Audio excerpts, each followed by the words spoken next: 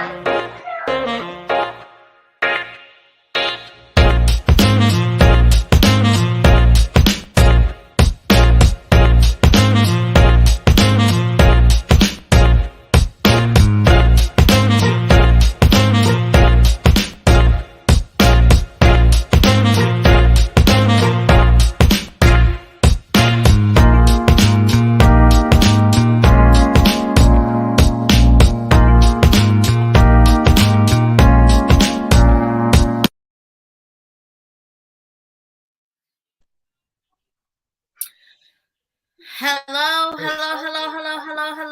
Welcome to the Consistently Rolling Show. I am your girl, Consistent. Yep, it's me and Lil. Busy as ever.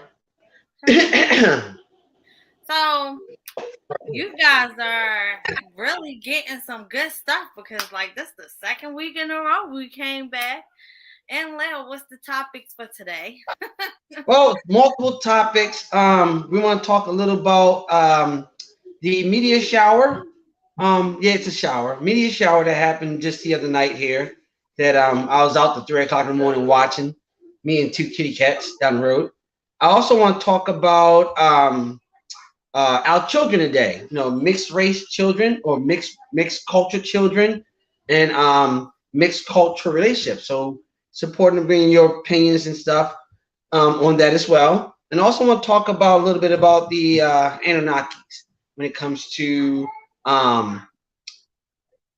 the divided line that's been put before us for all these years, and even to the day, we're still divided. You know, because of one incident, according to the ancient texts. So, it's a couple things I want to talk about, and a few other little things we'll talk about, like the school shootings and the conspiracies that's going on behind that. I don't know if you heard or not. The one with the kids and the teacher. Yeah. All right, we got a host on here. Hello. All right. What's happening? Hey, family, how y'all doing? We just started. Hey. We Okay. doing okay. So we just started. And so we're just going over the things that we're going to touch bases on today. So, and Lil, say that one more time. We're going over the students and the people who got shot in Texas, right? Yeah, yes. Also, we want to talk about the students. No, the conspiracy side of the mass shooting there. The media shower we had just the other night. I believe it was on the 2nd. That we had. Today's what, the 3rd? Today is the first. And that was on Memorial Day, which was the 30th. Right. And the 30th. And talk about some other stuff as well. Here. Like, and mixed race children and what the future holds for them, and well as mixed, or I should say mixed culture. I believe that we're all one race, but mixed culture children, and because they are growing in numbers, and that's just based off of what I witnessed personally. I haven't looked up statistics on that yet, but you could tell they are growing, and I'm pretty sure some of our listeners would either know somebody or have some mixed culture children of their own. Pretty sure there's a lot of them out there. As well as other little things that we have going tonight. Off topics, we can talk about the Anunnakis. Okay. Before we get started, okay? Yeah. Mm-hmm. Before we get started, I want to say this. The reason why the show is called Consistently Rolling is because most of the time, and Lil is on the roll. As you see, Mr. Vernon is on the roll. So that is why it is called Consistently Rolling. I just want to put that disclaimer out there. I know people feel a certain kind of way of how it should be, but this is why the podcast is like the way it is. This is an open dialogue, an open conversation. We may judge things, but we get back to the source of what we're going to talk about. So that being said, we're going to open up about the Texas students. Yes. Boy, it is a lot of conspiracies concerning, and a lot of them are highly questionable. Give me 1 second. Hey, excuse me, Hazel.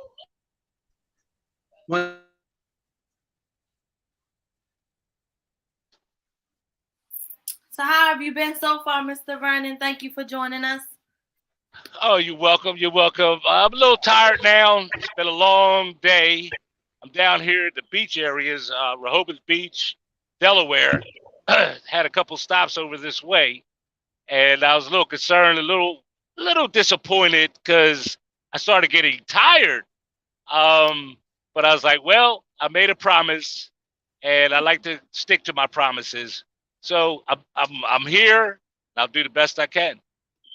All righty. Thank you for coming. How you doing? I'm Consistent. I'm doing okay. I'm doing okay. All One right, second, guys. you guys. I'm about to try to put this link up for anybody who wants to join this conversation. What is her name? Sheila, I hope you're here because you are one of the people that I want you to join this conversation. Link is below. All right, let's get started. All right. Yeah, sorry about that, guys. I'm watching kids tonight and all the kind of stuff. You know, I'm a father of what, 10, a grandfather of 7, and a godfather of 1. So, and a stepdad of 5. So, you know. You got a whole tribe by yourself, Morris.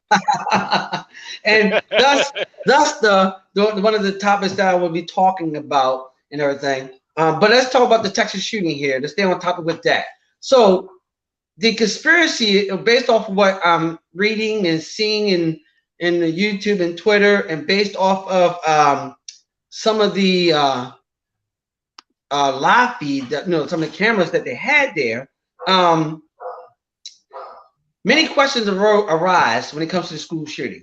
First of all, me, you that have children can't go down to our schools and just walk up into a school and get our kids or even go to the bathroom. We always are met by locked doors. Well, the video shows that the suspect, after crashing his truck, after he killed his grandmother, crashed his truck near the school, walked from the crash site to the school, got into a shootout with officers, claiming that some of the officers got into a gunfight with him, but he had body armor on, and he entered into the school. They managed to corner him in one classroom where there were multiple students and 2 teachers in there, and they locked him in there as he proceeded on shooting these individuals. It took them over 45 minutes to do anything. They just stood around, stopping parents from going there to get their children. Other officers who had children and their loved ones in the school went in the school to save their loved ones, as well as a border patrol officer forced his way into there. But other parents were not. When SWAT finally arrived, they went into there where the suspect was faced with and dealt with, and he was put down. He's just a teenager, 18 years old.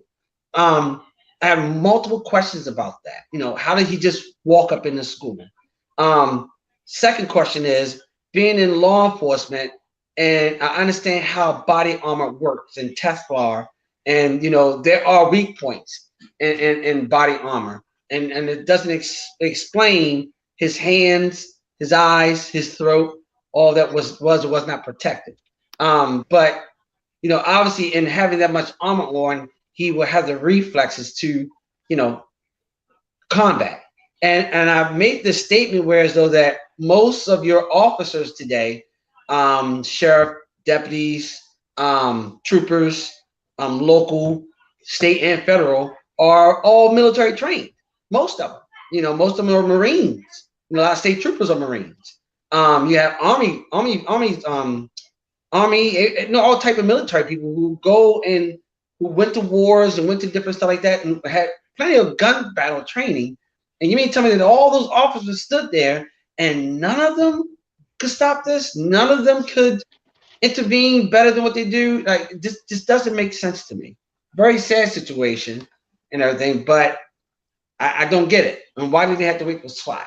Especially with the terrorist level so high today, most of your local police officers are already equipped with AR-15s and heavy body armor to combat certain type of information. Because for sure, the criminal organizations, their weapons are all the way up there. So why aren't our local PDs and why aren't they weren't trained to go combat this individual, this child, this 18-year-old child who walked from a crashed pickup truck across a lot to an unlocked door.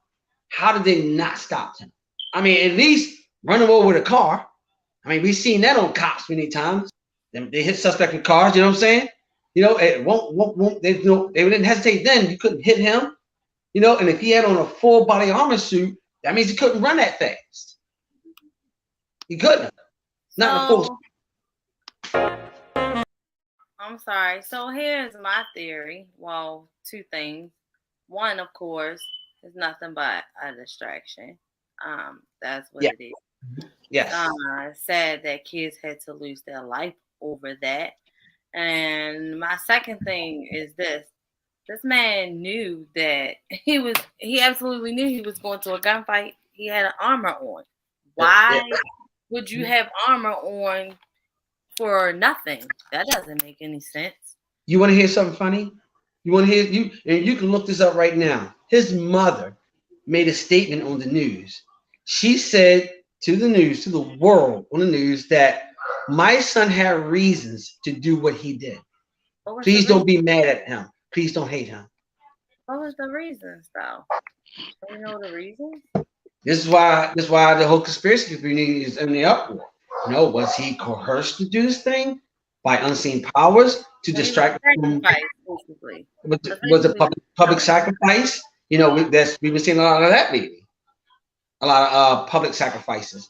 So, like, I don't know, but I feel bad and it's sad, but there's remember I remember mentioning to Vernon about the Great War in heaven. You know, who said that the Great War ever stopped? It ain't happening right now today, and we're nothing more. What we've seen is nothing more than casualties to help push along that narrative for the future. Whether it's one world government, introducing a new race of people or aliens or beings or something. You know, because right along with all this, we have the monkeypox. Oh, but you want to hear something really funny that I stumbled across on the same topic? The first shooting that happened at the Tops Market in Buffalo, New York, the first one, the first shooting, right along with this one, isn't it funny that Hillary Clinton was on trial that day? For what? Well, she was on trial for her criminal negligence when she was in office. Mm. Yeah, look at that. That's different. For her not telling what was in the email. Right. And yeah, so it's like it trips me out. Like the day of her court hearing, it wasn't publicized on none of the newscasts, none of the internet, nowhere. It won't be because, like, so anybody who knows, and I'm not really trying to jump off topic, but anybody who knows, who saw the court data, when it came to what's his name? Weinstein, Harvey Weinstein. There are so many people that are on that list. Mm-hmm. That they're doing it in a way that people are getting blackballed. Will Smith. Yes. You know, people are backing up. They're doing criminal. They getting tried for nothing. Johnny Depp. I'm just saying, you know. Like, yes. Yeah, so, I've been catching it off and on. They're finding their way to get out of the limelight, if you want to look at it that way. Yeah, but or the court order has so many celebrity, high, esteemed names on that roster. So at this point, the question is, why did the children have to be a sacrifice? And what was the distraction all about? Because like I said, I'm going to go back to the man had on armor. For what? Well, he knew he was going to a gunfight. Yeah, and they claimed that he shot his grandmother, but did not claim whether she was killed or not. I looked and looked and looked. Even if he shot his grandmother, would he put the bodysuit on before or after? Well, apparently it happened at her home. He'll put this vest on because I believe he shot his grandmother and went on about his business to do what he did. And it's so weird because his mother said he had a reason. Like I like to know what that reason is. I like to find more information on her, but I couldn't. The sacrifice. What you mean? Yeah, public sacrifice, public. Yeah, all the time. Yeah, yeah. So I thought that was very interesting, and it's scary. It is. He goes, I'm not afraid to send my children to school, but I'm afraid of being a part of the sacrifice. Who's that? I told you before, and like I said, I know people feel like we jump off subject or whatever, but right. This is an open dialogue, no open conversation. But I could have sworn I told you before, like the school system in itself is crumbling apart. Like we got virtual. We started off with COVID with the virtual learning thing. All the kids went to school. Now I don't know how it works in where you guys at. Where I'm at, my kids go to school Monday through Thursday, and on Friday from 8 until maybe 9 o'clock, they're virtual. So I mean, slowly but surely they're doing away with school. Right. Wow. Yeah, everybody knows the currency and everything else. This would be the reason we got people just coming in the school, shooting children. That would be the reason. Families are not feeling safe with their children at school. We're just shutting the whole school systems down. Exactly. It's wild. It's crazy and everything. Hey, hold on. Somebody's at my door. Give me 10 seconds. Mr. Vernon, you have an opinion about this conversation? I didn't really follow the Texas shooting or the Buffalo shooting much at all. I heard about it, and it kind of saddened me. Another shooting in the summer. It's like every year there's something major happens with the kids here in America, and I'm sure it's worldwide. We just don't hear about it. So all the details in it, I'm learning. I'm sitting here, I'm listening to you and then Lil, and I'm learning more details about what happened, and maybe even why it happened, the sacrifices that may be happening, and so forth. So, yeah, I'm learning. I don't really have an opinion at the moment. Like I said, I haven't really had the time to invest any of my efforts into what's going on. I just get bits and pieces. Kids are innocent, or at least that's what we like to believe, that kids are innocent. So it's right. That's what we like to believe. And strange thing. You mentioned the word sacrifice, because in that word you also have sacred. Mm-hmm. So why is this happening? It kind of takes me back, historically speaking, to when we had the land, the Ananoians and so forth and so on, and how Thanksgiving became Thanksgiving. Not to get off topic, I'm trying to stay on topic, but they became people became thankful as they killed off the people of the land. You go to New York right now, you got pigs killed, fish killed, wall kill. Why do you have those names? I've always wondered. Who is the Poughkeepsie people or the Wabanaki people, Indians at the time, as we know it now? Why so much killing? And come to find out, they were sacrificed. So it's very possible these children of today are being sacrificed, and it could very well be another distraction. Now, I don't know. I haven't researched or done any try to find any information on it or about it. But the truth always comes out. Oh, for sure. Yes, it does. For sure. And if it's anything like the spiritual realm that we indulge in, it's pretty much these are old souls that they're trying to get rid of. But hey, that's another topic for another day.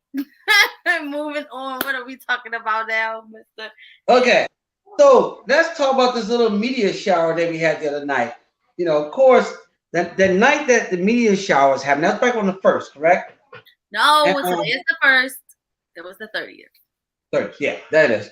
And it was so hammered I couldn't sleep that night. So I got up, got out the telescope, got out my phone, got out my binoculars, went outside, and I turned off the outside lights. I live in a rural area, farm fields. There's very little light pollution out here.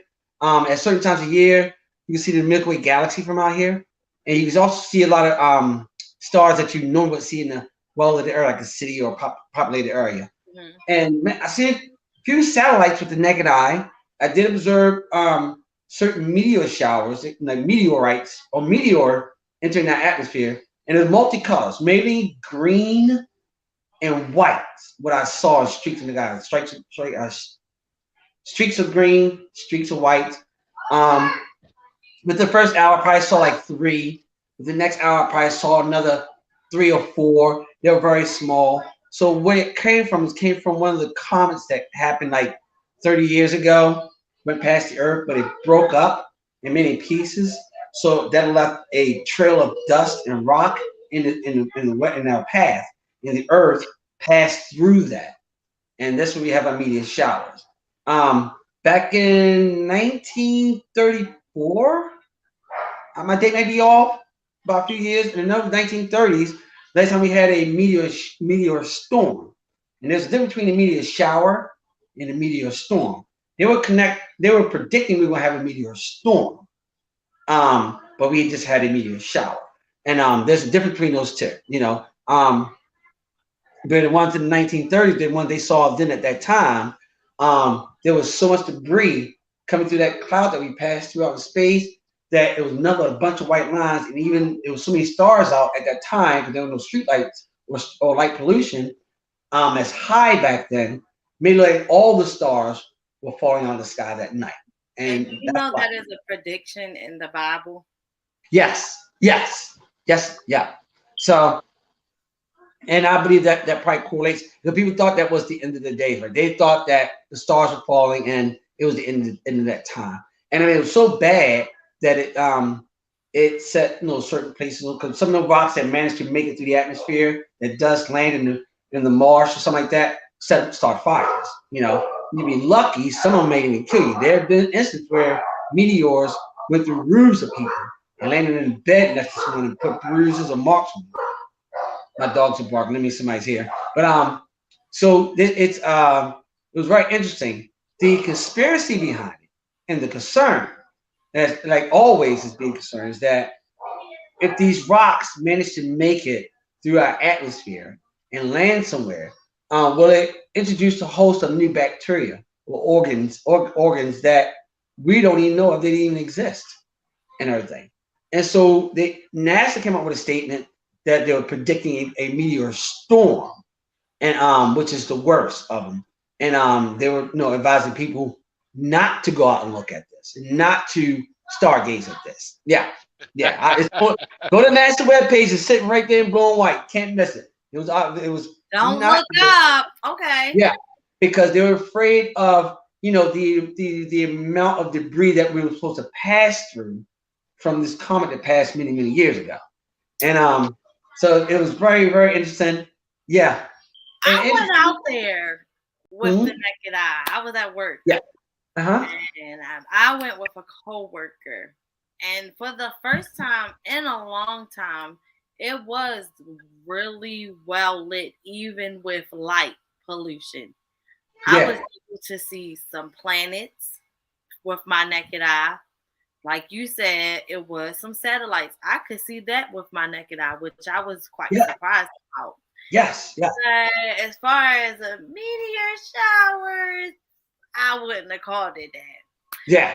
And my coworker who was with me was quite surprised that even she was like, "What was that?" You know what I'm saying? Yes. Like meteor showers to us, it was something that was just dancing with colors. Yes. So we saw a couple of basically a UFO, something that you could not identify. Exactly. The basic difference of this, UFO stands for, doesn't mean, when you say UFO, does not mean that you are assuming or stating that you saw aliens. People get that mixed up. They say, I saw UFO. I'm not saying I saw aliens or what I think or whatever. That's not my opinion. What I'm stating and what you're stating is that you saw an unidentified object. And based off of your knowledge of aviation, typical planes, helicopters, blimps, kites, whatever, drones even, you know their flight patterns, how they fly, how they sound, you can determine it. But what you saw, you cannot determine what it was. You cannot, no markings, no beacon lights. If it was lights, there were lights that you've never seen in type of colors, something that was different that you cannot identify. That is what a UFO is. So basically, you saw UFOs because I seen satellites. I know what satellites look like. I have the satellite app on my phone. I even Facebook Live the ISS flying over top. Facebook Live it had a clear shot on Facebook. Everything just like a white little dot moving across the sky and everything. But I also can concur with you because some things I've seen in my lifetime. Now I've been doing this for many, way over 30 years. I've been doing this, and some of the things I've seen in the sky based off my knowledge off of aviation, helicopters, planes, and all that kind of stuff like that. I've seen things come across the sky, stop, did 90-degree turn, and go the opposite way.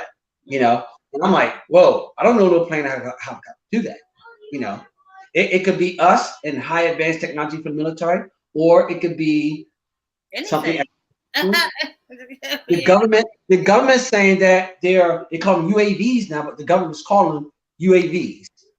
They're saying that, and they made many statements you find anywhere on the internet. Many statements saying that, hey, there are objects flying around out there. We have no idea who's controlling them. Because if you guys know, anybody in the military that's listening to this, you know how this thing called DEFCON, right? DEFCON 1, 2, 3. If you're military, you know what DEFCON is. We're always in DEFCON 1, DEFCON 2. DEFCON 3, we're at full-blown war. You know, if any other nation flies anything over this nation without authorization, okay, it's going to be all-out war. It's just not going to happen. So just like the incident, what was that? The invasion of California in 19. Oh, I gotta look that up. But that invasion happened with the UFO came across the across California, and they opened up, fire on this thing. It's eclipse on it. They have photos of it from back then, and it just went on about his business. All the shells fell in people's backyard. He was shooting off so many rounds, So imagine what they do to that. It's something of another country. Now, if it's something of another place and they can't catch it, like the Tic Tac UFO, what can he say? Joe Rogan and everybody was talking about. What did you call it? A what UFO? The Tic Tac UFO? Oh, Tic Tac. Yeah, remember that Tic Tac? I don't know, like Tic Tac. They were chased by those flying hornets. Mm-hmm. One of the military's fastest planes they had was a Hornet. You couldn't catch this thing. They couldn't catch it at all. This thing was going so fast they couldn't get a weapons lock on it. So it's crazy. But it's not crazy. They just want us to believe that we're crazy. What you say, Mr. Vernon? Yeah, I got a question for you, Bars. Sure. Yeah, the difference of meteor showers and meteor storms. Okay. Did you say that was no? In the was it the 1800s or 1900s, 1930s? Is that what 1930s? Yeah. Okay. Do you think that had anything to do with the Dust Bowl that happened in the 1930s?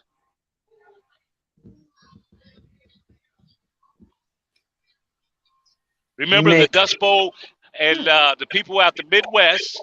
Yes. Oklahoma, Nebraska, Iowa, and people had to pack up because they had tilled the land so long. As a result, we have GMOs today. But yes, do you think that the meteor storm had anything to do with the soil on the ground at that time that really destroyed the dirt that we grew corn and squash and potatoes and all the things that we were growing at that time, which made America the breadbasket? It is possibly true. It could be, because like I said, if any of those, everything's organic. There's water, ice, and rock is what comets are made of. And so as it comes to our atmosphere and it heats up, some of that stuff may survive. And if it managed to land on the ground, introducing a new type of bacteria or new type of virus that we don't even know exists into the soil, or not, right on top of radiation poisoning from the rocks landing on the ground, because they are highly radioactive, it could be very possible that it was responsible for that. So partially, if you really want to think about it. Yeah. So it's possible. Yeah. It's possible. And it's possible. And they don't teach us this in schools. They don't talk about this in science class because I guess they don't want us to really be paranoid about it. Or it's crazy. I mean, we all look up, we all can physically see it, Right. I guess if you're paying attention, because before now I wasn't paying attention. I possibly could have saw a lot of things, but because I wasn't paying attention, I didn't see it. Yeah. Right. Yeah. And a lot of things in America, especially, I've come to see, they want to sugarcoat everything, even down to the weather forecast. Yes. They'll say, "Oh, it could be showers, but it won't be that bad. It could be snow, but it won't be that bad. It could be very hot, but it won't be that bad." We get sugarcoated a lot for the sake, and I think it also poisons the mind of the people just in general to become more and stay somewhat self-centered. Yeah. Because it's not going to be that bad. It's not going to be that bad. Getting back, staying on topic with the dust, the shower, rather, the meteor showers. I went out Monday. You said it happened on the 30th. And I just found out about it yesterday. And it was kind of ironic because I went to this lake near where I live. And I was out there at this lake and people were around. It was just such a nice, vibrant outing, and I'm looking at the sun. The sun was like in my head, and I put my feet in the water and I just stayed there. And ironically, not yesterday. Yeah, yesterday. I seem to have shifted again. All right. And I'm thinking, and I'm thinking like, what happened? What's going on with me? One of the things that I found out when I learned that we did have this meteor shower, that these meteors are coming from places we have no idea about. Exactly. They give us an explanation. The planet's passing through the tail of a comet that passed by over 100 years ago, and this caused this. This is what they're telling us, But, I'll go back. And the dust that it's leaving, we have, and it permeates into us. Right. And I'm looking at myself and I'm saying, like, wow, something has shifted, something has changed, and I have no idea. And so I'm thinking that wherever these meteors came from, as far in the galaxy as it may have come and had collected, because we're all part of everything, the all in our solar system and beyond. Yes. Yeah.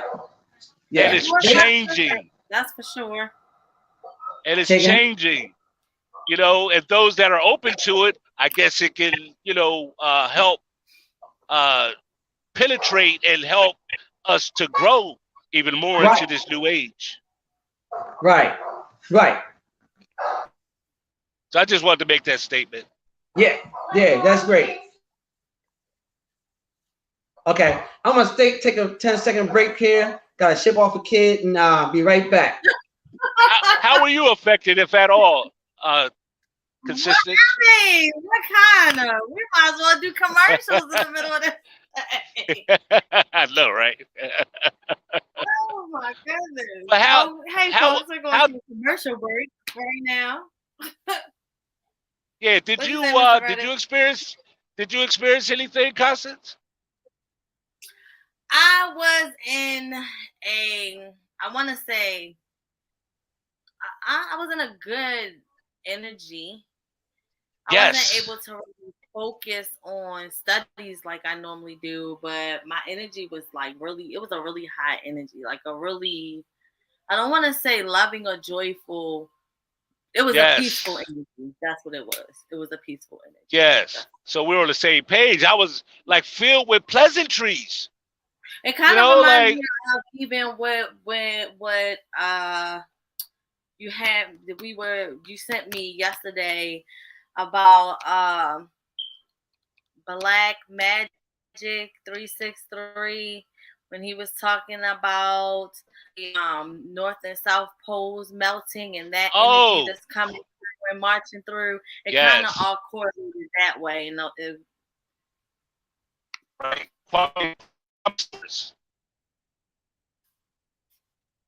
I can't hear you. Hey. Hello? Yeah, I hear you now. Oh man, we having technical difficulties, y'all. 1 second. Technical difficulties. Keela, I'm glad that you on. I'm about to if you can see the link, can you see the link? See if you can jump on, because after this one other subject, we're gonna get to the main topic, and I want your opinion on it. Or I can just send it to you. Just let me know what you want me to do. Are you talking to me? Oh no, I was actually talking to somebody who was talking in the audience. Oh, okay. In the comments. I'm kind of waiting for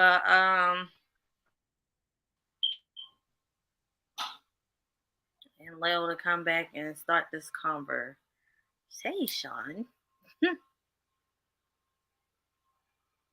But yeah, it was a good energy. I will say that it was a pleasant one. Yeah, and I gotta say, for me looking at it, yeah, welcome back.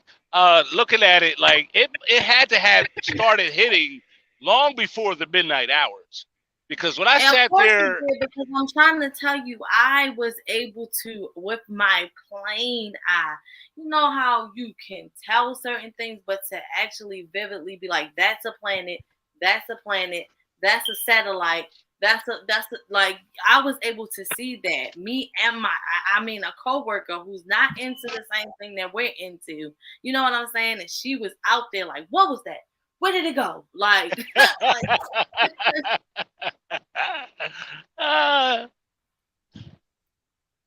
oh man. All right. Okay. So we got. All right. Here we go. One more conversation. What's before the main topic? Let's get to these Anunnaki. Oh yeah. Well, it kind of blends in what the main topic is, but let's talk about Anunnaki a little bit. And I want to make sure I got my stories correct, and I don't want to come off wrong. So Keela, I sent it to you on Facebook. Keela's on. Say hi to Keela. Hey, Kayla. Hi, Keela. Keela. So here's the thing. So, and it's kind of on the same thing as what was in the Bible about the Tower of Babel, where it was destroyed. This will open up the conversation. So go ahead. Yes, this is going to open the conversation. The scripture. Yes, please. Now, I left my Bible in the bedroom next to my nightstand.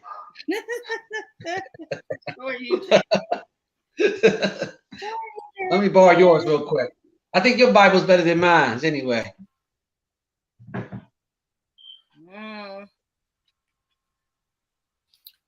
right, what about the Tower of Babel? What you need to know about the Tower of Babel? Okay, so the Tower of Babel was destroyed by God, right? Or believed to be a God, or just we gonna say God, okay? Say God. And the God, okay. And after God destroyed the Tower of Babel, He separated the people, meaning He sent them to different parts of the earth, and also separated the language, or He just separated the languages. It don't particularly. Yes. Okay.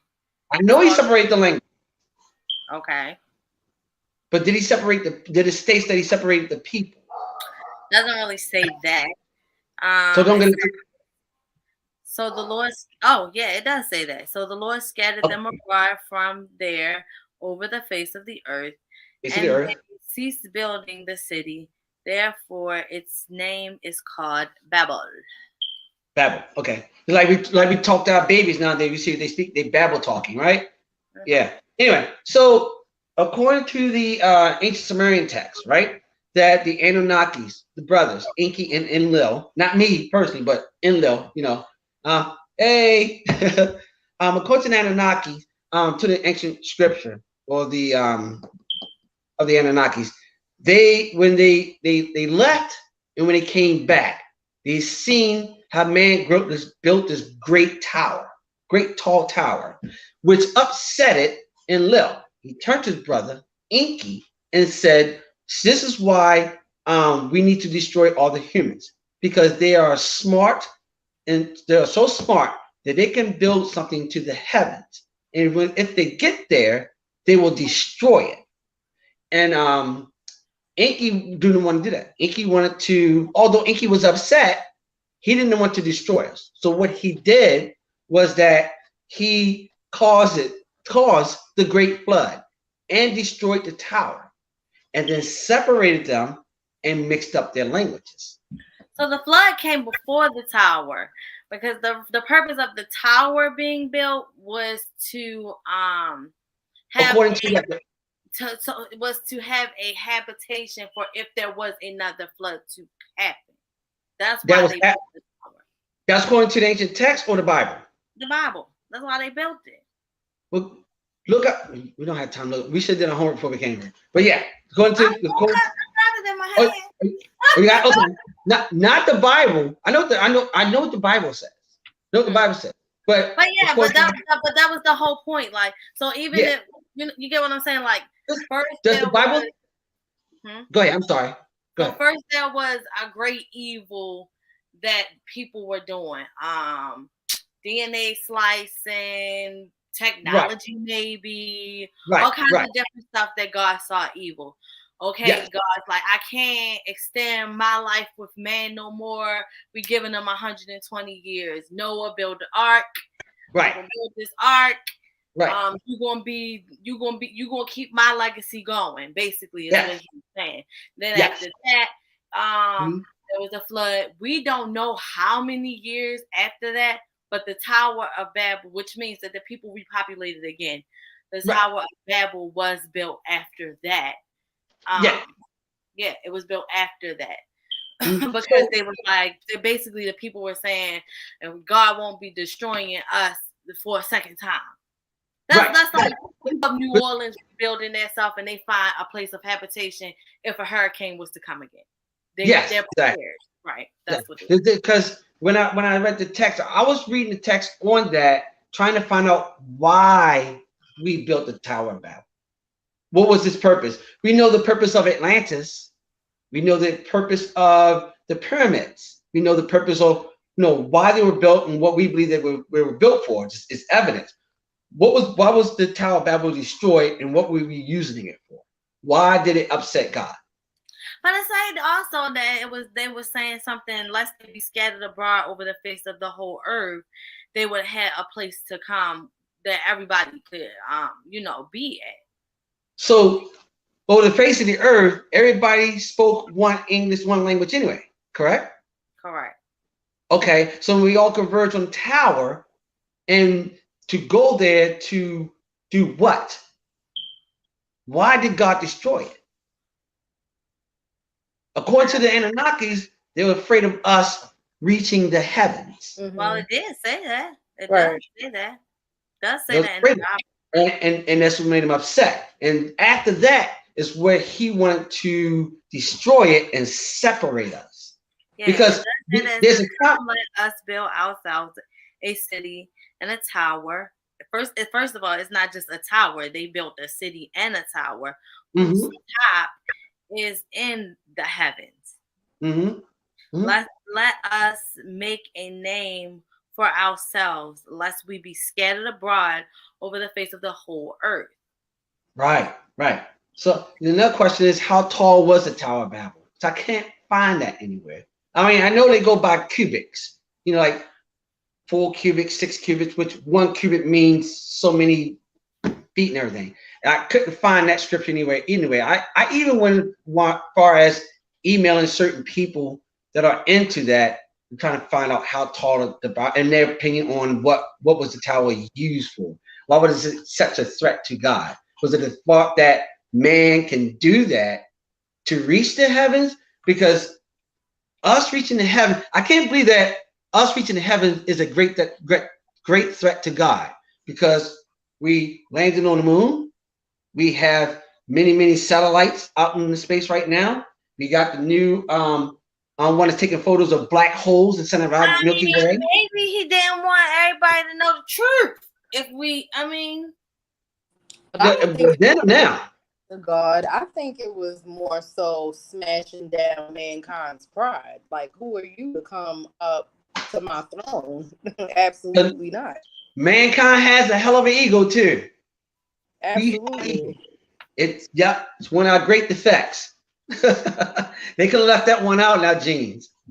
But yes, pride comes before fall. So that's it. I just found it, and the reason why I touched on the Anunnakis a little bit and them separating the people and the language, because it goes into the main topic I want to talk about, and this one kind of touched home for me, because of the type of life I choose to live.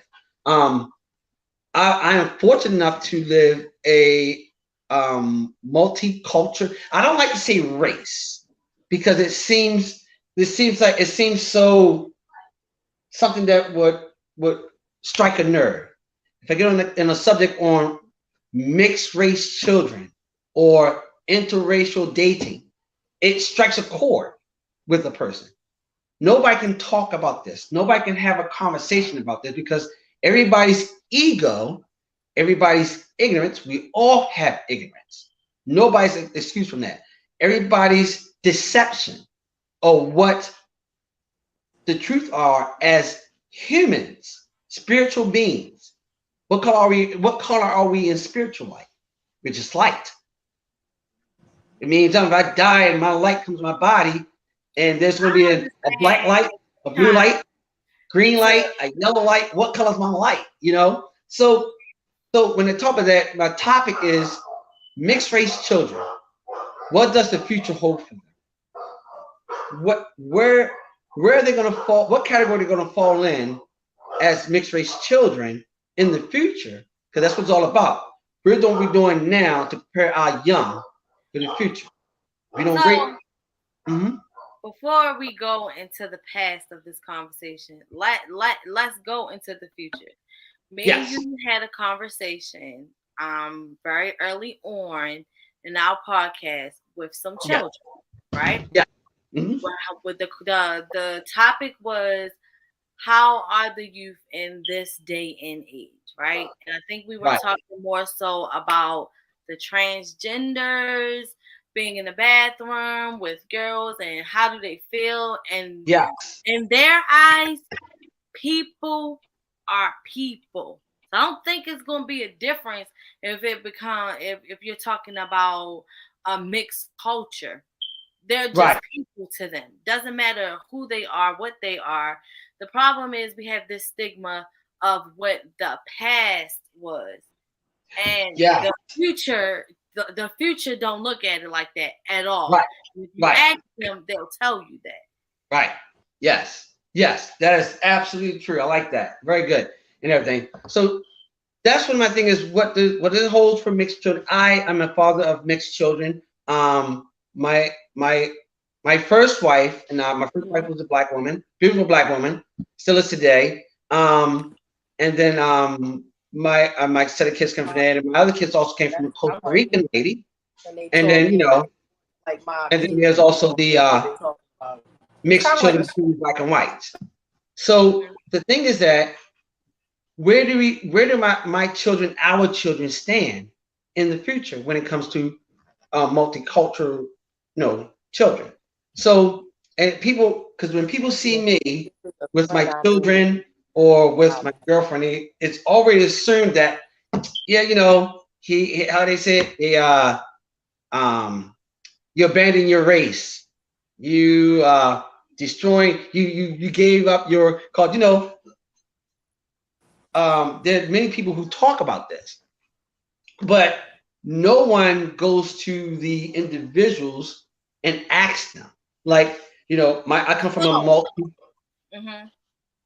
multicultural family. My dad is white and Indian, therefore there are white folks on my side of the family. My grandfather was from Reading, Pennsylvania. You know, they were part of the Ku Klux Klan. You know, on my mama's side, they have, you know, black, not, I'm trying to think of the name of the blacks, Nigerian. They're my mother's side, Nigerian and Black American. You know, it's Nigerians and Indian. My grandma was a Cherokee Indian. So, and if I look, when I have my ancestry here, as I pull up my ancestry, you know, and they got the conspiracy about that too as well. I have all these cultures, Irish, Guyana, a lot of them are African nations on here, but then a lot of them are European, Southern European nations on here, and everything in my ancestry. And I took that to figure out where I stand in my life, you know, because I don't want to base my culture off of my skin color. What if I was 93% Irish and this complexion? It happens. It does exist, you know. So where do I stand?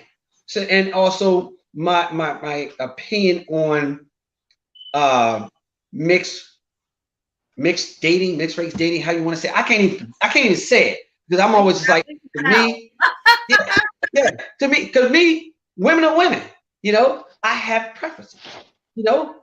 I like them red bones, I like them light. That's just me. Ain't that I distinctly go, I don't want you. You're this, you know. I want that because she's this, you know. That's not me. Me is that in my head, I go for what I like. When I walk into a grocery market, I see a roll of cakes, pick my favorite cake. Fuck the rest. It's my preference. See my French. It's my preference. This is what I want. Everybody has that. God blessed me with that. Freedom of choice. You know, it's part of our amendment. Freedom to do what we want to do, as long as within the means of the law. So, but yet everybody take it differently. And we've been doing it for years. This mixed race stuff, it's been happening. How we say, Vernon, all the way back to when the fallen angels came to earth and mixed with the women of the earth. That's right. So it's been happening that long.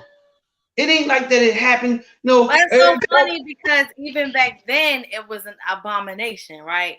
So, well, at least that's what they would say, right? So it was an abomination for the sons of God to even look at the women of men, right? Man. Yes. Okay. The daughters of man. Yes. So for us, I can't speak for nobody else. I'ma just give my little bit of opinion and stuff. So the slave DNA in me boils because of that. Yeah. My ancestors got killed because of that. You get what I'm saying? So as a woman looking, it's still happening today. Exactly. So as a woman looking at that, it would be offensive to me. But as a spiritual person that look at, like they say, under God, one nation under God, I can't do nothing but say, I'm still going to love you. You still going to be my brother at the end of the day. Your preference is your preference and mine would be mine. But I'm not going to lie and say that my ancestry DNA don't boil when I see that. You get what I'm saying? Mm-hmm. Yeah. It's totally understandable because we all know that DNA. At any time. Right. DNA is a part. DNA carries information like water carries information. Because a long time people couldn't understand the anger from different cultures about each other that happened over 4 or 5.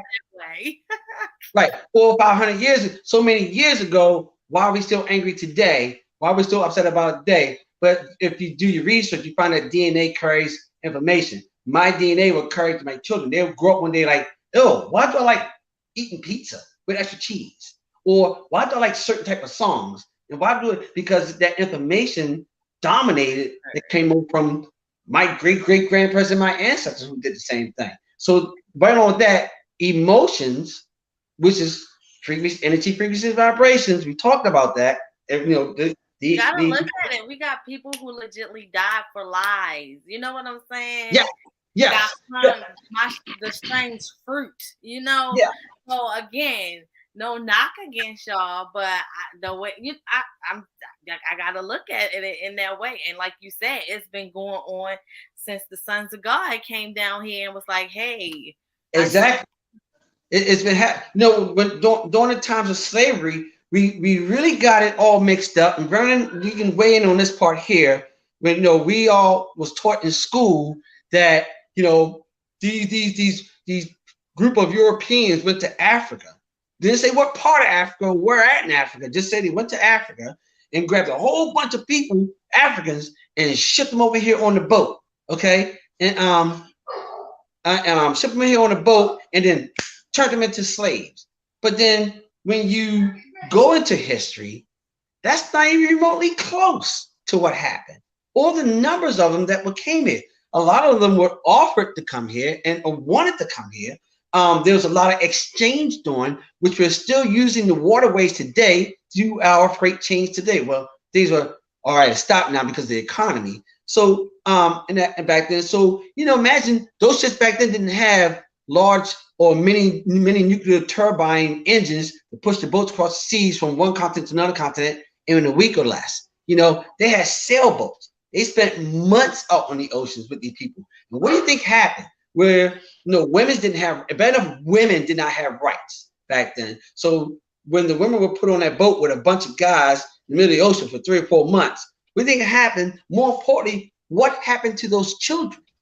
And this is why I say that my DNA, like I cannot say that I've experienced this, but the rage in me, yes, I can. Yeah, it's just like okay, watching. Can I get in? Yes, sir. I'm waiting on you. Because you two is going. Yes, sir. I'm loving it. But yeah, I'm kind of downloading a whole lot of different things. One of the things that come to mind on this topic, and I'm really glad that you chimed in the way you did with the Tower of Babel. Yes. Morris, you did a wonderful job there, and I'm gonna try to tie it all in, and hopefully I won't be long with it or even try to dominate the conversation. There's a whole bunch that I've been wanting to say, but I didn't just want to jump in. One of them, I'm drawing parallels with Alicia because it took me years, and I do mean years, to watch Whitney Houston and what was his name? Kevin Costner. Kevin Costner, yes. And what's the name of that show? That movie? Bodyguard. Yeah. The Bodyguard. When the Bodyguard. When I first looked at it, I was all into it. I'm watching it, eat my popcorn, I'm chilling. And then when I seen them start to embrace and seen them I couldn't handle it. Yeah. I just couldn't handle it. Yeah. And I had to turn it off. And it took me about 3 or 4 years, literally, before I could finally watch that movie in its entirety. Yes, I was angry. Yes, I was upset. No, I didn't like it, at all. You know what I mean? Because it represented true love in a way that I didn't know or hadn't experienced at that time. Not saying I haven't dipped and dabbed in my day, because I have, but that was true love. And I didn't like that. Right. Now, when we talk about the Tower of Babel, right? And I appreciate you reading from the Emerald Tablets, as well as Constance reading from the Bible. Yes. I kind of got a different spin. Because Yeah, because and I went over this somewhat earlier with someone even before I get there. Right. And I think it has something to do, maybe I'm saying, with the meteor showers, because I'm just driving my truck, on my way down to say Salisbury, my second stop today, Salisbury, Maryland, and I'm looking at this one brother Yusef from Buffalo, New York, and I turns it on, I'm just listening to him, vibing a little bit, thinking a little bit about what's going on tonight. Now, he just happened to mention, and I know it wasn't a coincidence. I know this is the universe working with me and to bring this to light in this program because I knew the topic earlier. Right. Some of the topics.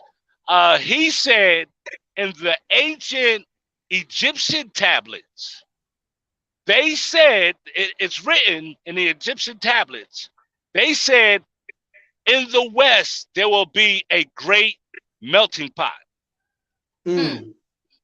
I said, whoa. So I knew that was universe. I knew. Yeah. You know what I mean? Right on time. Like, I never heard that before. Never, ever. Right. So I'm like, wow. So I got to talk about this. So getting back to the Tower of Babel. The reason I question the God part, be it the Anunnaki or be it the Moors. Because when the Moors came through after the Ice Ages and tried to help the people coming out of the caves at the time, they gave the French their language. They gave the Germans their language. They gave the British Yingling, like the beer, Yingling beer, Mars. I'm sure you heard of it. Yep. That was the original name for England. They gave all the European nations, including Russia, their language, as well as Italy, as well as the Greeks. So they gave them a language, which makes me question, this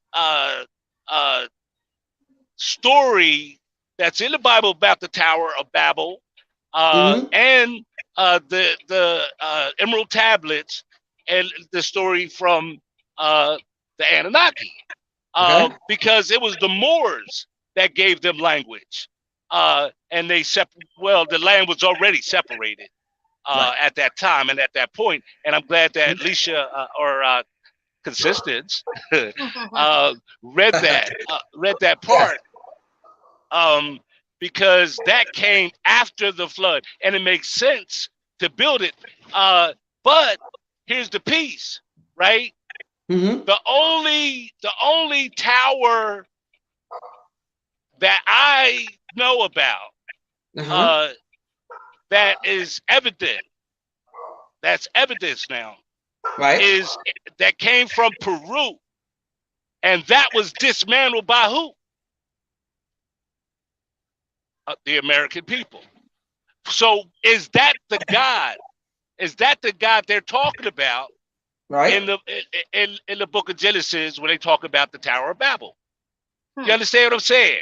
Right. It gave me a question. It gave me a question mark. So okay. So yeah, that's where I'm at with it. And I've been tossing with this, I want to say, for years. Okay. For years. Like, I don't know. I want to go with the Emerald Tablets, because there's so many of us in the conscious community going that way. And they talk about Babylon, but the evidence says it was the Moors. Now, the only thing that makes sense when I put one and one together is, okay, maybe they were all Africans. All right, they went separate ways. They was already in separate areas, because at that time, the land separated. Right? The land had separated. So you got the Washita peoples over here. You got, they built Poverty Point down there in Louisiana. They had the Nile River called the Mississippi, and the Mississippians and so forth before, when they were a nation. You understand what I'm saying? So I gotta make sense out of this, and because they were already separated. Yes. You understand what I'm saying? Yes. So how can this be like all of a sudden the Bible says who, like that Bible and the King James version came out when? In the 1600s. And I get what you're saying. I can concur because the thing is this. We do know from the Bible that the purpose of the flood was to destroy evil, which that didn't happen. That's one. And to get rid of giants, which they were still here after that. They made a point to let us know the giants were here even after that. So the Nephilims. Yeah. So I mean, so I can concur with what he's saying when he says like, okay, so the Tower of Babel was when now, so that exactly. means I can understand that. Exactly. Yeah. So what God are they talking about? Is it let's say white power? Hate to go there, or was it the universe, or was it just a change from one zodiac to another? What was it? What happened? And getting just not trying to get off topic. I'm trying to stay here, you guys. You good? I just got my grandson here. Oh, okay. Hi, baby. My little Hey, how you doing? So yeah, it was a problem. It was a problem for me, big time, for the longest time, and I have since softened up to a large degree when I see one kind with the other. Now, granted, I felt like it was a strategic move at one point because certain DNAs were dying out. Yes. Yeah. Genetic annihilation. We talking about Frances Cress Welsing. You know what I mean? She talked about these things back in the 70s, debated about these things back in the 70s. So I go there, like we talk about genetic annihilation. Now, with that being said, right? That back when the Moors, when say the Yugoslavians, just to, not to add insult to injury or anything, or have people complain, the original slaves, back at that time, we were with them. You understand what I'm talking about? We were, they were having babies by us because, in the book of Genesis, it says that we looked at them as fair. Right. You understand what I mean? We looked at them as fair. So we started, what do you call? I call them the Nephilims. What's the correct way to pronounce? Nephilim. Yeah. Nephilim. Nephilim. Yes. Nephilim. Okay. The Nephilim. And I look at that as part of the Moors. Like it makes sense when I look at it from that point of view. You understand what I'm saying? And I think we have to have. Yes, we do. I'm sorry. I'm listening. I'm reading the comments. Yeah, I'm reading too. What was it? What did he say? He said we have better genetics. Is what he said. Genetics.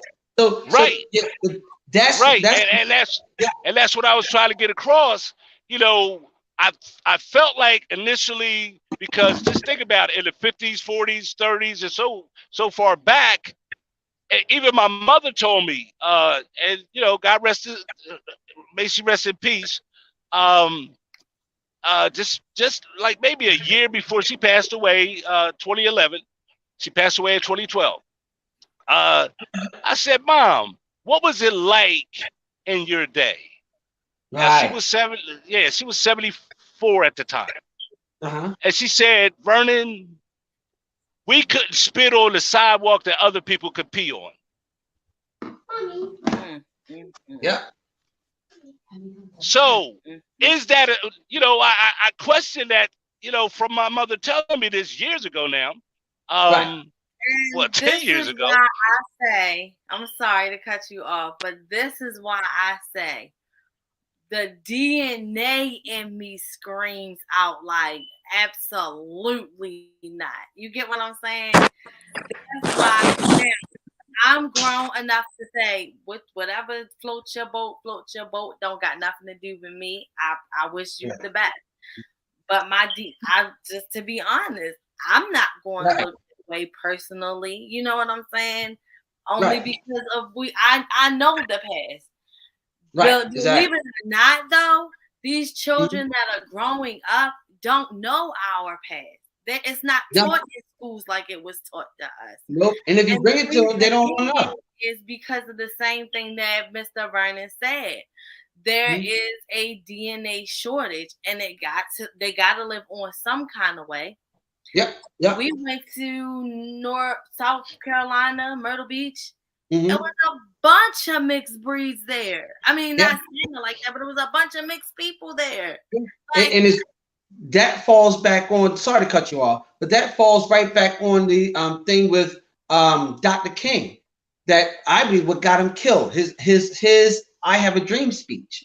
And in that speech, because I listened to it the other day on YouTube, I was messing around, where he says, one day you will not be able to tell little black boys from little white boys and little white girls from little black girls. You won't be able to tell them apart.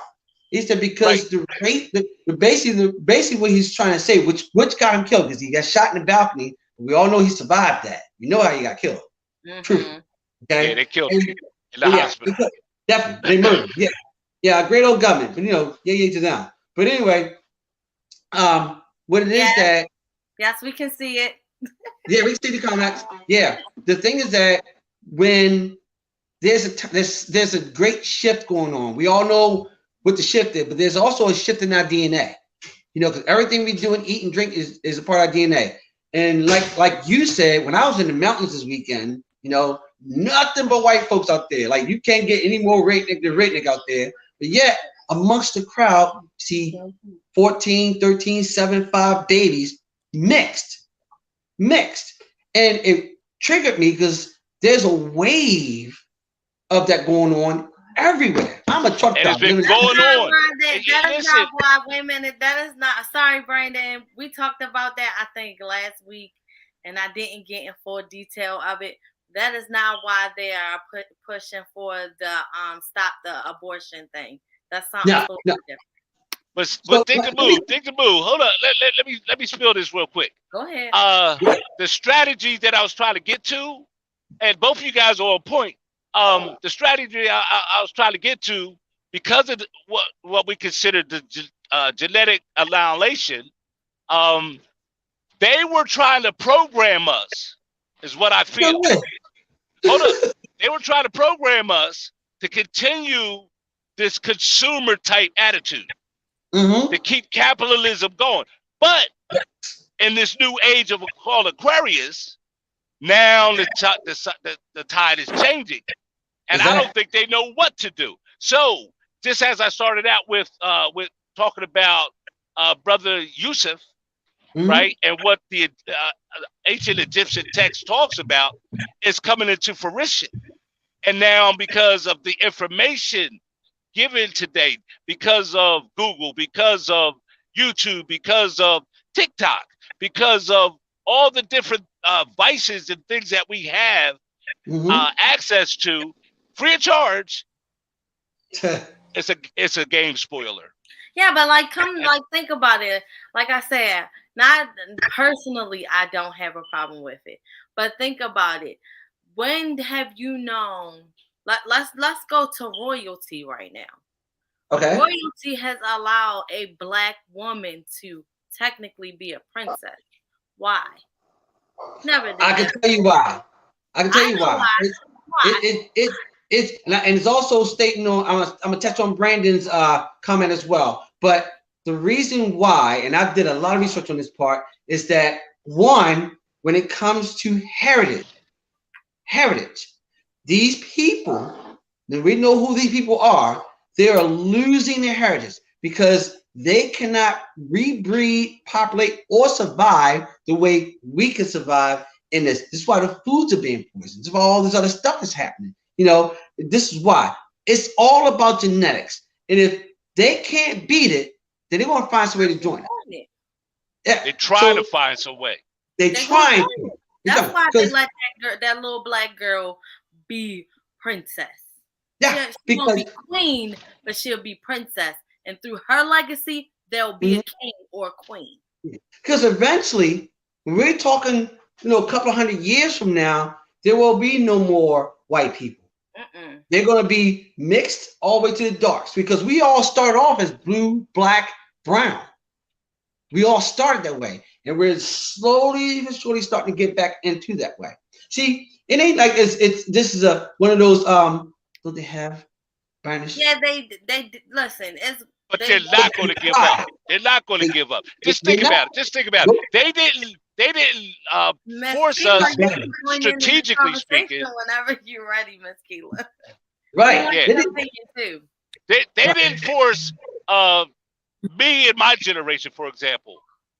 Growing up, like being in 4th grade, I remember thinking to myself, now I'm an old head, right? I wish that I wasn't the color I was, so that way I could be accepted. Okay. Oprah Winfrey had a similar experience. Now, the generation before me, we were ashamed of our hair. We were ashamed of our look. The darker we were, this is the type of programming that happened to us. What happened for that to happen? True. I mean, now we're coming out of that. We look. I'm proud of who I am. It took some decades. But listen, Mr. Vernon, like you saying, that older generation still has that stigma.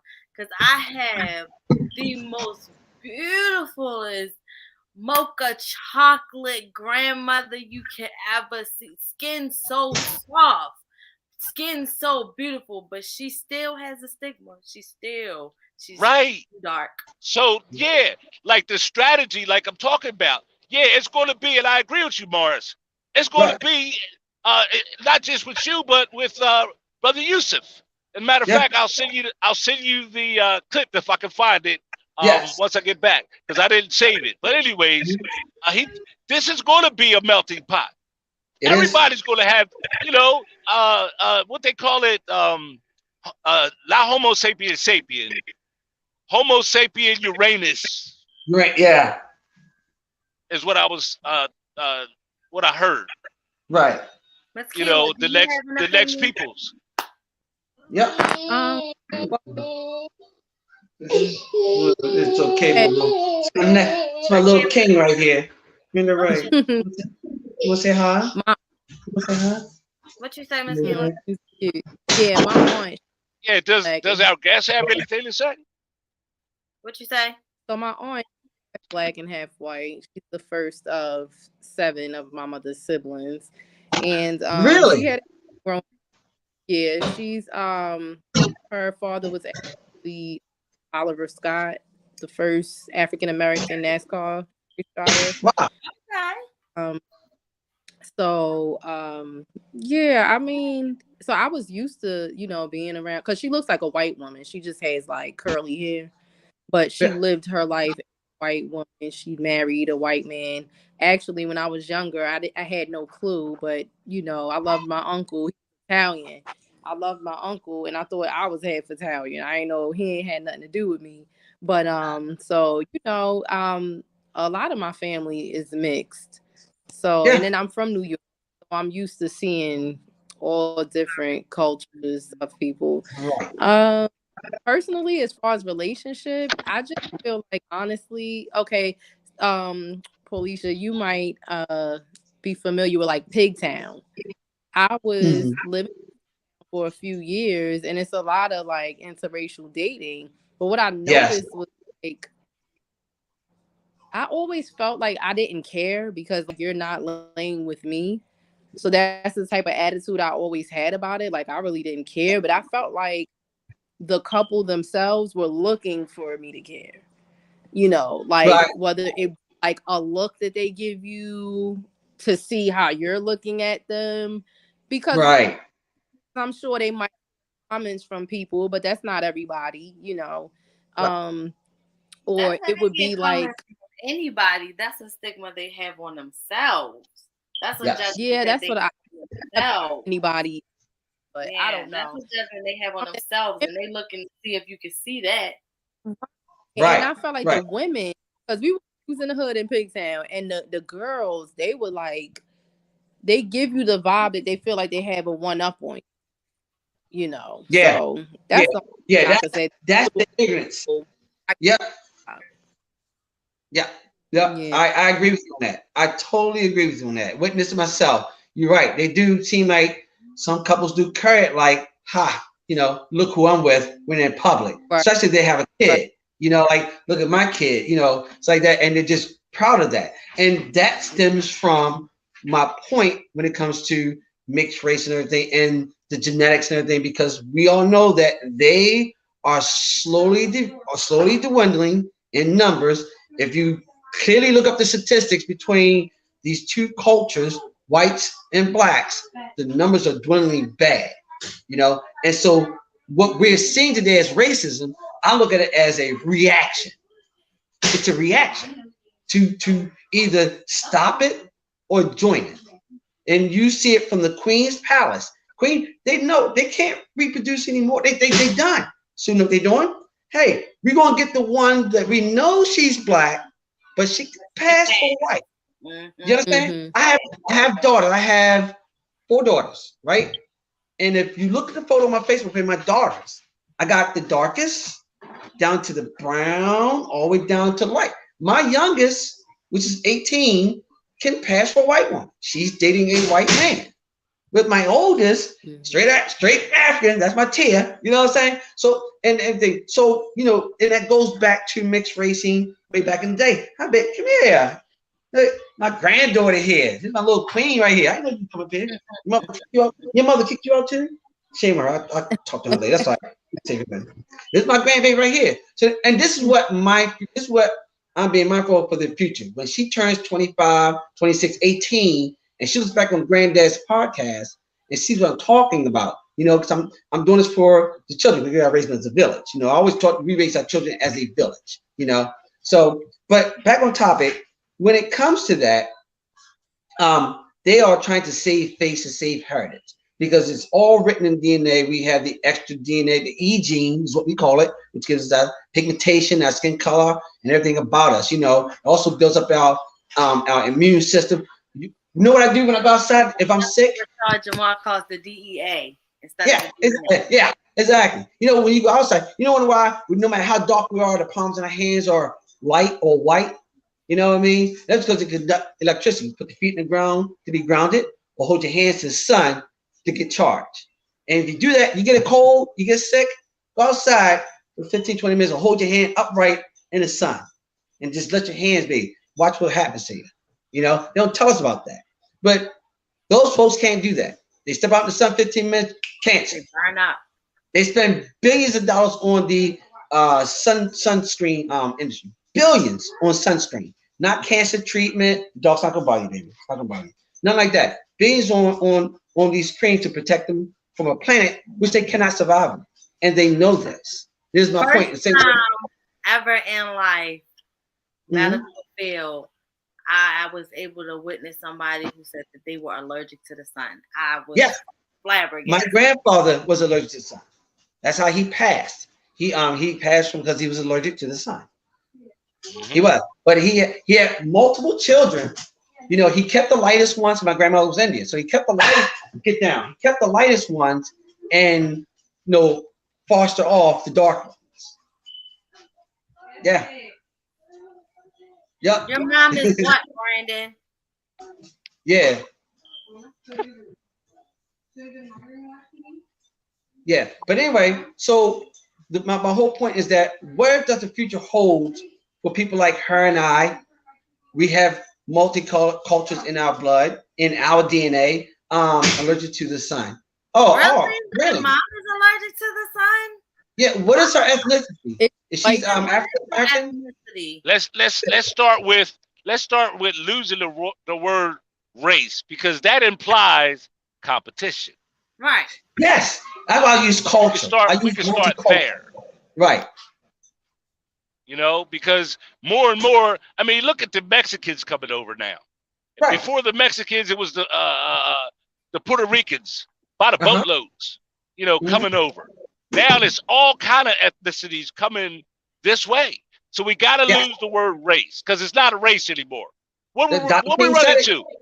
What is the ethnicity though, Brandon? Because the ethnicity of the person that I'm talking about was not melanated. Right. And see, let's try to get an understanding of melanin. So every human is melanated. It's just that certain humans have this gene called the E gene, the 6th gene. And I'm touching on this before when they talked about the mark of the beast, because during the time of slavery, the Queen Elizabeth I sent over a doctor to study the skin and the DNA of the Africans that were in it. And he realized that we possessed an extra gene that they didn't. And this is where the mark of the beast comes from, the 666. Because it neutrons, protons, electrons, 666. And unmelanated people, they have the 6th gene, but it's not activated. Everybody has melanin, but it's just not activated. And that's why we call it a mutated gene, or we call certain people mutants because they mutate. And that falls in the lines of albinos. Albino people, they have that certain gene, it's just not activated. So turned off that you can't even tell they even have melanin because of their skin complexion. Even somewhere the red hair, the red eyes. And that even falls into albino animals, which they're all rare. So, and that comes from a genetic mutation of the genetics, which goes all the way back to the Anunnaki. Because after destroying the Tower of Babel, according to the Sumerian text, after they destroyed the Tower of Babel, you want to go down, baby? Are you scared of the dog? Okay, she's not gonna bite. So after the Tower of Babel, and when they separate the peoples and the land and language, he also separated the DNA, taking it from 1,000 years to 125 years, 120 years. 150 Also did too, and it changed us. So we went from being giants, 6 foot, 7 foot, 9 foot tall people to what we are now. Look at. I went to the Civil War Museum here in Carlisle, Pennsylvania, and looked at the actual military suits. My children could fit those suits. Like they were grown men and women. Shoes like size 3s. Yeah, go ahead. Well, I do something that's like crossing my mind when you speak of wanting to know like what direction, like where this leads to in the future. With the mixed race people, or just mixed. I'll just say with people. The word that comes to mind is confusion for me. I say that to say it's a lot of people. Well, a couple people in my family that I feel are confused. One, I actually heard it out of her own that she was confused as to, who she really was. Also, it's like the part that I disagree with is anybody getting with another person who is of a different ethnicity and not educating themselves or their children about thing that to be. Say if you're with a black person, I mean, I literally seen this lady one time in the market. I felt so bad for her daughters. She had 2 daughters and they were biracial and their hair was all over their head. And I wanted to do their hair, but I didn't want to offend her. So I kind of just, left it alone. And then I actually heard a young girl in Pigtown say something about her daughter having nappy hair. And I know we might use nappy, but come on now. That's a little cutting it very close. The little girl was like, "What, Ma?" And she said, "Nothing, don't worry about it."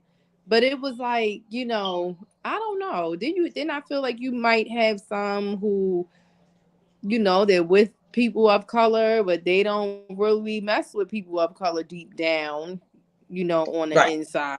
It's just it's a lot. So I just sum it up. Yes. Yeah, that was beautiful. Beautiful. Thank you. Thank you so much for that. That's a good point. That was a good point. Yeah. But I feel like while we can say that they're gonna be confused, I feel not, because what we don't teach them, the internet does. So and see, the confusion comes in Alicia, with societal norms. Mm-hmm. You know, I think about Barack Obama and what he went through. I think about the movie Colin Kaepernick and what he went through being a adopted child. Like, there's a lot of confusion. There's a lot of self-hate because of societal norms. And I think that generation, Morris's children and grandchildren, that generation is going to have to change the narrative. And that's what I mean. What we don't teach them, this internet, this will teach them. I like I said, me and Lil have talked to the youth. We've been on the podcast and legitimately had a conversation with the youth. Their way of thinking is totally different from ours. They see people as people. No transgender, no gay, no Right. you black, half white. They see people as people, and that's it. But I think if you strip everybody of those social norms that they actually taught us from the beginning, it's easier to control those people, in my opinion. Right.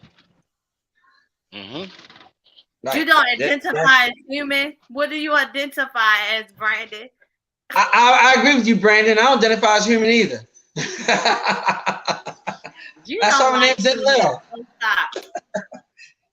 These damn humans are telling you. And see, You're an alien? Okay. Part of this age of Aquarius is humanitarian. Mm-hmm. You know, like we discussed this before, going back to Aquarian stages, right? Mm-hmm. The one from 40,000 years ago, right? That released Neanderthal man. The one from 26,000 years ago, that released Cro-Magnon man. Now we're being reintroduced to this new age. We're still, well, I think we're past the dawning of the age of Aquarius now. We're ramping things up rapidly. Right. So yeah, like, I guess our generation are the muscle to help lead the next generation and hopefully the generation after that to some sanity with this whole thing, because it really got screwed up during the age of Pisces, the age of belief. Oh, if you believe, and I think at some points, you know, if you believe hard enough, strong enough, you can manifest things into reality. Now I ain't gotta believe nothing. I know. As hard-headed as we may think they are, they're about action. They're not about talk. They're not about unification. They're about action. Getting things done. Done. Exactly. That's another characteristic of the Aquarian. Aquarians love to get things done, and it's all over. They don't care how they do it; just get it done. Exactly. And that's just gonna be the change. Like I said, they don't look at people. I mean, they don't look at it as you this, you that. They honestly, from a kid's mouth, which was my child, because I did talk to him about this before I got on there. It's like they want to do away with all of it, for real. Why do we gotta identify as black, white, this, that? I'm me. That's all I am. That's all I am. Ask every kid. You ask a lot of these children nowadays, you can go to the whitest town or the blackest town. They want to do it. Not all of them want to be this way. All of them like, I don't care. You know, it is what it is. You know, I mean, you got to think about it. Let's go on the black. The problem is not just our generations, but even the generations before us are not learning how to heal from the traumatic experience, so we keep reliving the past. Exactly. Like I said, in my kids' school, in my children's school, they know about Rosa Parks. They know about Martin Luther King, and that's about it. That's it. They don't know about none of that other stuff. Right. And you can't. You got to think about it. We're as a society, we're still being fed. I'm sorry. We're still being fed to think the way we're thinking, because all the TV shows and stuff always talking about, you know, the news. The white cop killed another black guy, or some movie on, some rich white guy did something. Yeah, they're still trying to have us relive and rehash this thing out. Exactly. Reopen that sore with some salt every time. Yeah, and these kids are like, I'm over it. Like, I'm over it. We going just like they did when they protested and shut down the whole police station. Do something about it or get gone. That's just how they feel. Yep. Exactly. Exactly. And I think our guest hit it on the head when she started talking about they're just as confused as what we're talking about. They're confused. Yeah. So they have to keep playing the same thing over and over and over and over again. Yeah. And the thing about it is these kids don't look at it as a fear monger anymore. Right. We did. Oh my goodness. Massa did. You know, they not worried about that. They're like, do what you want. Right. Right. I like that he brought up the 666, the mark of the beast, because at some point, I believe from my scripture, we're gonna have to pick a side eventually. You know what I'm saying? So if we do away with everything, the masses is not gonna have any foundation to stand on because they don't believe in anything. We just here. You know what I mean? Yeah. So we're gonna give you the side to pick. We're gonna give you our whatever beliefs they have, one world government, whatever it is, one world religion. They're just gonna give it to them. Yeah. Friends who are not gonna choose to stand on anything. Well, didn't that just already happen with the Bible, the Quran, and the Torah? Well, there's still a confusion with that in a sense. You know what I'm saying? What Akila's trying to say is, I don't know. I can't speak for you, but according to my studies, there will be a thing where the law will be everyone has to worship this day and everyone has to worship this God, and that's what she mean by that. I can't keep they can't keep us controlled by the Bible no more. You're right. Yeah, that been stopped. Right. Yeah. They spun that. More and more truths that they have pulled and placed in the Bible, and we're getting the other missing pieces, and that's the problem. Right. That stopped for me in Sunday school when I asked the first question. It was over. It was done for me, What question was that? And I never stopped. Huh? What was the question? What was the question? Who is God? And how do you know he was a man or woman? Why did God make man out of clay, right? And took the rib of him to make a woman only to birth man? Like, is my God that was the very first question you asked in Sunday school? You asked all that. Yep. Yep. I'm gonna tag if my mama wasn't asleep right now, I would tag her in this and bring her in on this air. What did you say, Keila? So I was gonna say I have a better question, right? Well, not a better question, but I have a good question. So I forget what state it's in, but the Bible was just by law put as they put it down as a lethal weapon. Mm-hmm. Like the book of Enoch. To me, that shows the scriptures to be 100% true. Because Paul Alicia, what do the good words say? The word of God is as sharp as a two-edged sword. True. Right?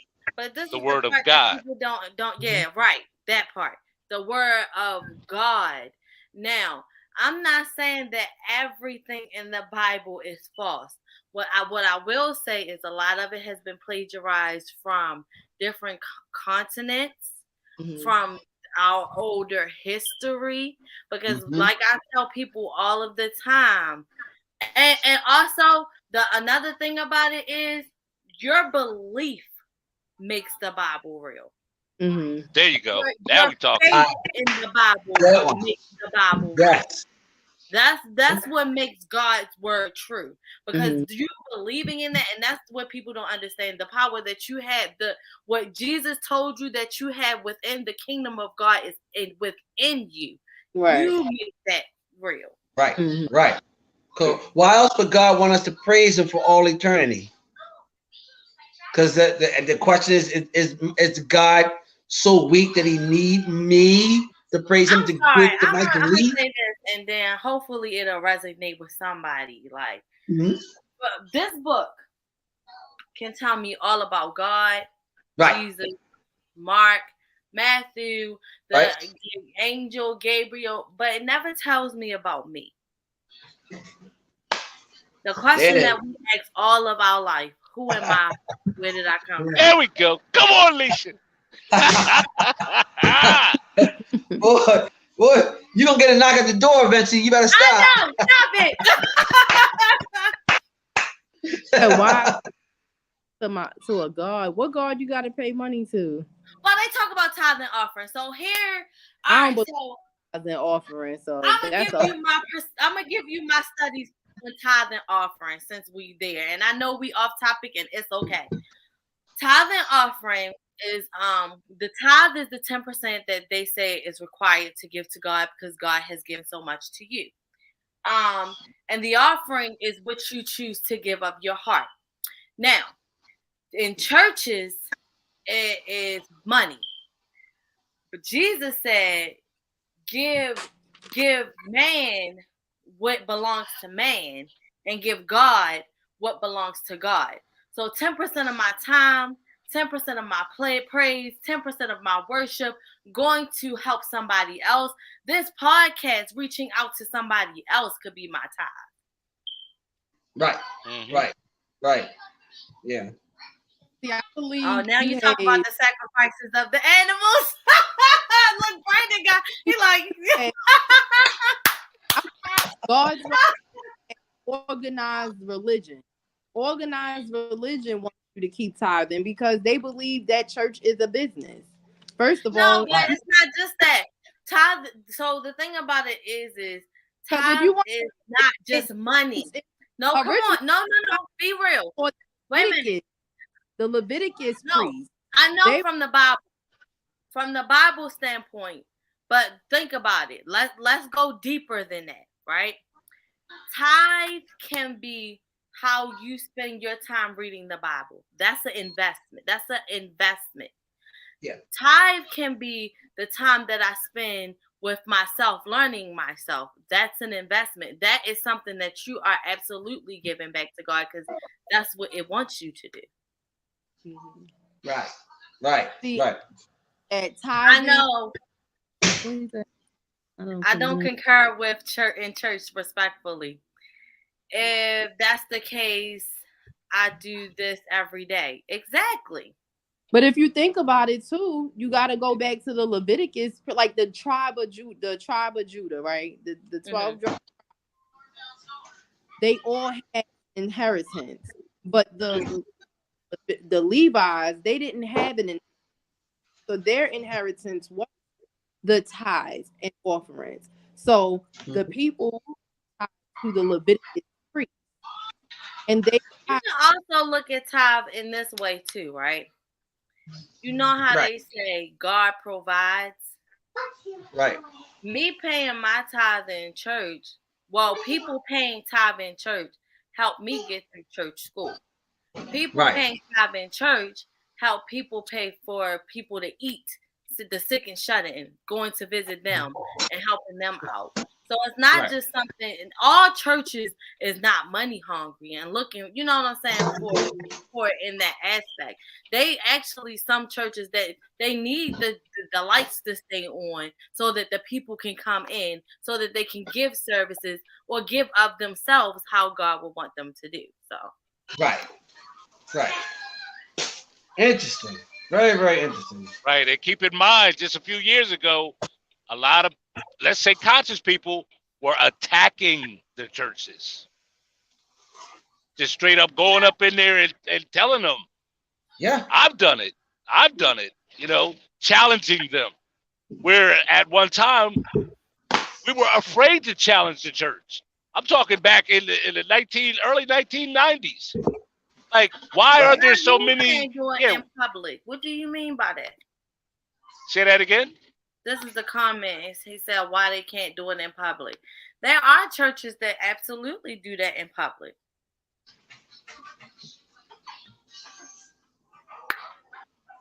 Do what in public? I missed it. Give of themselves, offer of themselves, chicken shut in, all the stuff that they do. Okay.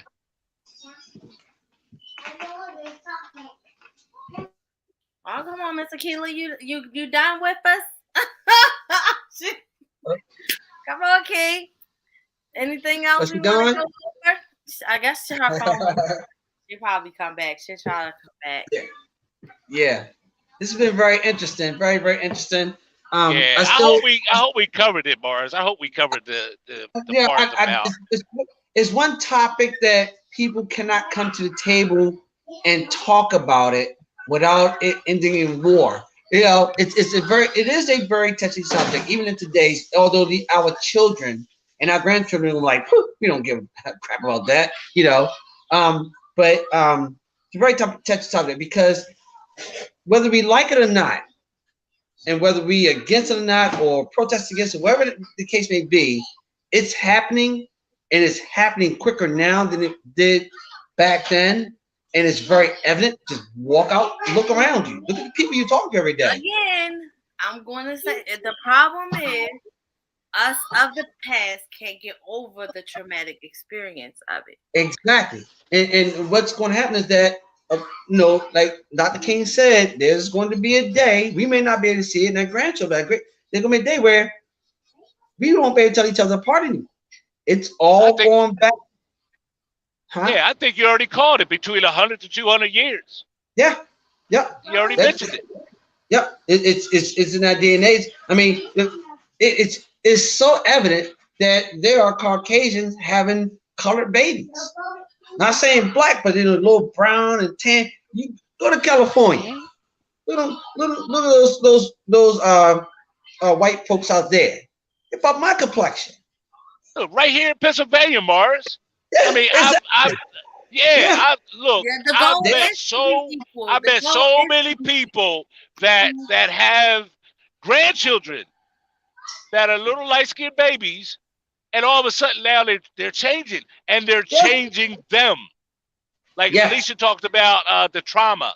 It's not just the trauma being changed. The people that felt privileged are being changed as well. Because they want to protect.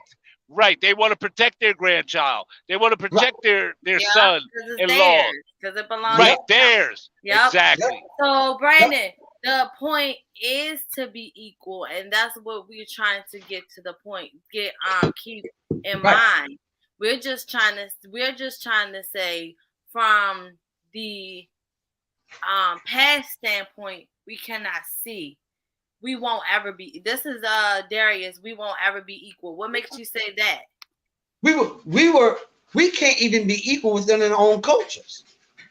We're not even equal in our own culture. Eventually, though, you got to think about it. If you're talking about 20, 30 generations after this, won't nobody know the difference? Nope. No, it won't. They won't. That's not. It'd be like 4, maybe 5 generations. To the open eye. It's that long. The thing about it is this: if we are talking about healing now, these younger generations are healing now. There won't be a difference later on in life. See, they're born into it. You know, I know guys that I work with that are very accepted of, including my own daughter, my 29-year-old. They're very accepted of homosexuality. It's not a big deal to them because they've been around it from elementary school all the way up into high school. I wasn't privy to that. Right. Neither was I. I'm born in the 60s. Right. You know, like I seen it once I got older. Well, I seen it as a young child. And we were talking about it was a secret. Right. We were taught to make fun of them, you know, put them down, blah, blah, blah.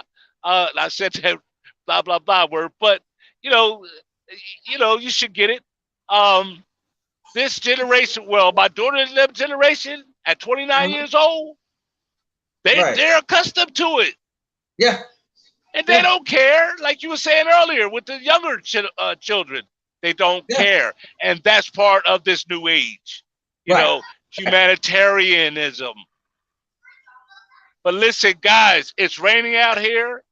I don't know if you hear it yet, but you're going to be. So I better get up off this phone. All righty. We letting you go. We're about to close up too, okay? All right. I thank you guys for coming on. This is what we like. This is what we want. Yeah, man. This is very interesting as well as entertaining. I got to say that. Yes. I enjoyed myself. Thank you. And I'm definitely going to keep it on a regular too. Yeah. Well, we're going to have to get some days when I'm off. You guys are double teaming me. It wouldn't be consistently rolling if it was. Okay. You're so unfair. We will find you on a Sunday. Thank you for joining us. Bye. You're welcome. All right. That was very, very interesting show. It was. And thank you, audience, for joining us. What was the last thing it says? He said, if we look deeper than skin, we are equal. That is correct. And true, we are. Thank you guys for joining us. We are all aliens. Our guest, Mr. Vernon. Also, Miss Keela, who joined us. Sorry, we didn't hear you more. We're going to have and Lil to be quiet a little bit more. No, just My bad. But it was a good conversation. It was something that needed to be had because the truth is we do have a traumatic experience. If it's not us, it's the stories that we heard. And it does make us look at each other unequally. And if we are in the eyes of God, like we say we are all equal. And that's just how it's supposed to be. So it's either time to heal and move forward or stay where you at, because this earth is steadily progressing to a different stage. And either you're going to be with it or you're going to be left behind. Anything else? Yep. That's it. That's good for me. Until next time, folks. Yep. Thank you for joining us. Have a wonderful, wonderful day. Peace. Yeah. Have a good one.